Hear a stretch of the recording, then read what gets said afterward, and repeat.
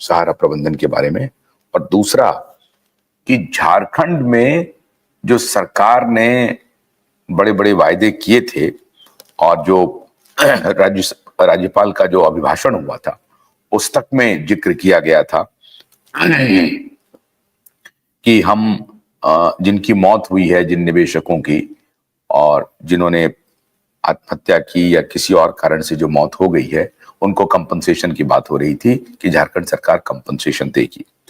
अब ये तो आप लोग ही बता पाएंगे कि उस दिन नागेंद्र जी कह रहे थे कि हम डेटा इकट्ठा कर रहे हैं झारखंड के सभी ऐसे लोगों का जिनके घर में मौतें हुई हैं, और वो डेटा इकट्ठा करके हम मुख्यमंत्री कार्यालय भेजेंगे।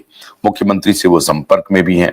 पार्लियामेंट का अभी सत्र चल रहा है, विंटर सेशन चल रहा है, और ये भी उम्मीद थी कि शायद सुदामा प्रसाद जी इस मुद्दे को पार्लियामेंट में भी उठाएंगे। लेकिन झारखंड में जो सबको इंतजार है वो इंतजार है कि सहारा के ऐसे बड़े अधिकारी जो झारखंड में पोस्टेड थे और जिन्होंने पैसे देने की बात की, लोगों को आश्वासन दिया था और वो पैसे नहीं दे पाए और आजकल वो कहीं दिखाई नहीं पड़ रहे हैं, तो उसके खिलाफ जो झारखंड सरकार को कार्रवाई करनी थी उसकी स्थिति क्या है।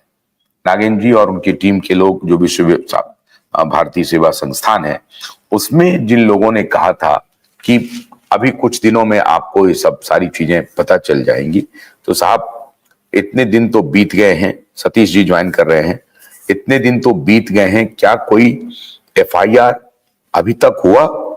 और अगर नहीं हुआ है तो क्यों नहीं हुआ? क्या आप सिर्फ डराना चाहते हैं या वाकई में जिन्होंने गुनाह किया है उनको आप कानून के घेरे में लाना चाहते हैं? अगर ऐसा अभी तक नहीं हुआ है तो क्यों नहीं हुआ है? ये मुझे लगता है कि झारखंड के निवेशकों को और खासतौर से नागेंद्र जी को और उनके साथियों को आकर के भी बताना चाहिए। सतीश जी, ठंड में मुझे लगता है आप पहुंच गए अपने प्रदेश, मध्य प्रदेश? नहीं सर, अभी दिल्ली में है और बेटी के पास आए हुए हैं कि थोड़ा बेटी को कहीं थोड़ा चोट लग गई थी, तो पता लगा तो देखने के लिए आए, तो आज निकलेंगे सर। नहीं तो अभी क्या सूचना है साहब, जरा बताएंगे कि जो झारखंड में जो कहा जा रहा था कि राज्यपाल के अभिभाषण में भी कहा गया कि सहारा के निवेशकों के पैसे को दिलाने के लिए सरकार प्रतिबद्ध है, काम करेगी, तो क्या काम हो रहा है? खाली अभिभाषण में हो गई बातें या सरकार वाकई में कुछ कर रही है? क्योंकि सारे लोगों की निगाह सरकार पर, सोरेन सरकार पर टिकी हुई है और हम भी ये उम्मीद करते हैं कि सोरेन सरकार कुछ जरूर करेगी, क्योंकि सोरेन जी ने जिस प्रकार से चुनाव के तुरंत बाद जो अभिभाषण हुआ उसमें जिस प्रकार से उन्होंने इस बात का जिक्र किया, ये छोटी बात नहीं है, मैं इसे बड़ी घटना मानता हूं। लेकिन और उसके बाद जो आपके निवेशक बंधु हैं नागेंद्र जी और उनके साथी से मुख्यमंत्री कार्यालय सीधे संपर्क में है। नागेंद्र जी ने तो कहा कि हमारी बात मुख्यमंत्री से भी हुई है, तो इस दिशा में कोई एफआईआर लॉन्च हुआ? कॉम्पनसेशन कार्ड फाइल क्या सरकार के पास चला गया? अगर गया है तो क्या कॉम्पनसेशन कितना मिलेगा? क्या इसके बारे में कोई सूचना है? जनता जानना चाहती है, निवेशक जानना चाहते हैं, और अगर आप लोगों ने सूचना दे दी है तब तो बड़ी अच्छी बात है, अगर नहीं दी है तो हमारे माध्यम से हम ये जरूर चाहेंगे कि निवेशकों को ये बताएं कि झारखंड में अभी क्या हो रहा है। उसके बाद हम आपको प्रबंधन के बारे में भी बताएंगे। सतीश जी। धन्यवाद पाठक जी। लाइव में जुड़े हुए सभी साथियों को मेरा प्रणाम, जो भी लोग देख रहे हैं उनको भी प्रणाम। देखिए सर, झारखंड के विषय में या उनके विषय में मैं कुछ कहूंगा तो टीका टिप्पणी होगी और वातावरण होता है, और मैं नहीं चाहता हूं कि मैं उनके विषय में या उसके संदर्भ में क्या कहूं। मैं इतना जरूर कह सकता हूं कि राजनेता जितने भी लोग हैं, मुझे भरोसा राजनेताओं पर नहीं होता है, क्योंकि जीता जागता एक उदाहरण है माननीय सहकारिता मंत्री अमित शाह 28 मार्च 2023 को जो घोषणा कर रहे थे उत्तराखंड में कि हम भाजपा सरकार निवेशकों को भुगतान कराएगी, आप अपने दावे पेश करें, तो उससे बड़ा राजनेता शायद भारतवर्ष में कोई नहीं है, जहां तक मैं अपने विचार में सोच रहा हूं, क्योंकि सरकार भी उन्हीं की है और ये मामला केंद्र का है। बाकी अगर नेता कुछ कहते हैं करते हैं तो सीधा सीधा एक प्रश्न उठता है कि जो पप्पू यादव जी झारखंड में कहते नजर आए थे कि हम भाजपा के घर में घुस करके भुगतान दिलाएंगे और लोकसभा सत्र चलेगा तो हम चलने नहीं देंगे, तो कहां चले गए? लोकसभा समाप्त हो गया कल, एक दिन भी आवाज नहीं उठी। तो इसलिए मैं उनके बारे में कुछ नहीं कहूंगा और न मैं चाहता हूं टीका टिप्पणी करने के लिए कि मुझे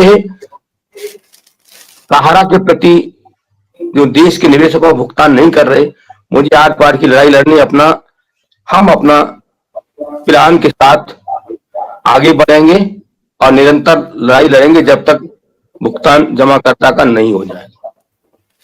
अच्छा, ये क्या है कि आपके चैनल पर अगर कोई बात कही जाए या कुछ कहा जाए तो उसको एक इशू बना लेते हैं।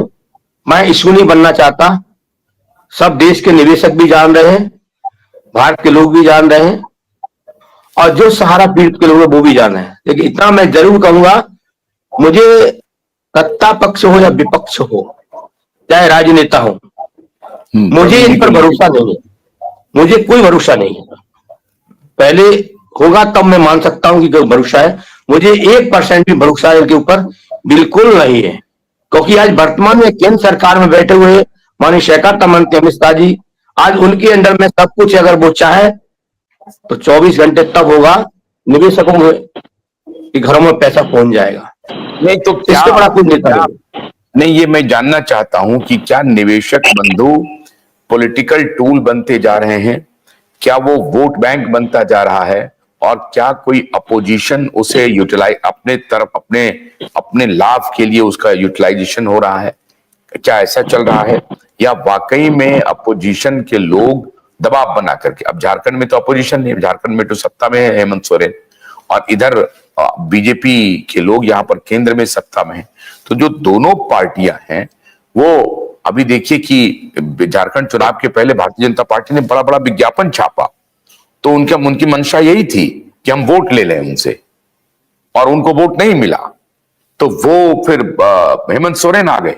5 साल हेमंत सोरेन इसके पहले सरकार में थे। तो ये सवाल तो बहुत जायज है कि हेमंत सोरेन ने पिछले 5 साल में क्यों नहीं कुछ किया? तो सिर्फ इलेक्शन का ये मुद्दा बन रहा है क्या? तो क्या हमारे लोग बीजेपी के हाथों और अपोजिशन के हाथों खेलते जा रहे हैं या उनका कोई ऑप्शन नहीं होता है तो वो किसी के साथ खड़े हो जाते हैं? प्रवीण जी, ये सवाल आपके लिए है। ये बात मैं मानता हूं कि आपको तो कोई जो भी रास्ता देगा वहां पहुंचेंगे आप, आपकी कोई गलती नहीं है, लेकिन ये निवेशकों को सजग रहने की जरूरत है। ये क्या हुआ? एक तरफ भाजपा वालों ने कहा कि हम सब पैसा देंगे, प्रचार करके गायब है भाजपा वाला। अब हेमंत सोरेन ने आपको कहा कि नहीं हम पैसा देंगे, हम कंपनसेशन देंगे, तो अभी वो क्या स्थिति है, कहां तक पहुंची है? कितना दिन और इंतजार किया जाए? जी आशुतोष जी, क्यों वेब के सभी दर्शकों को नमस्कार और आपको भी बहुत बहुत नमस्कार। चूंकि आपने आज झारखंड का मुद्दा रखा था इसलिए मैं आज लाइव में आपसे जुड़ गया, क्योंकि झारखंड का मतलब झारखंड के निवेशक, और चूंकि झारखंड में लड़ाई हम लड़ रहे हैं तो हम जैसे लोगों को जरूर झारखंड के लोग खोजते हैं, इसलिए मैं आज लाइव में आया हूं। जहां तक आपने हेमंत सोरेन की बात की, विपक्ष की बात की, और एक सवाल आपने ये भी रखा कि पिछले 5 सालों में हेमंत सोरेन ने क्या किया। तो सर एक चीज समझने की जरूरत है कि ये मैटर जो था वो हेमंत सोरेन का मैटर नहीं था। ये मैटर, सहारा का जो मैटर है वो पूरे देश का मैटर है। ये किसी राज्य का मैटर नहीं था कि वो एक राज्य के मुख्यमंत्री के हाथ में वो पावर भी नहीं थी कि वो लोगों का पैसा दिलवा सके। चूंकि अमित शाह साहब ने इस इलेक्शन में आकर इस मुद्दे को एक बड़ा मुद्दा बना दिया, उसके बाद झारखंड की सरकार भी सजग हुई कि क्यों इस मुद्दे को यहां पर लाकर उठाया जा रहा है, और उसके बाद जो भी चीज हुआ है वो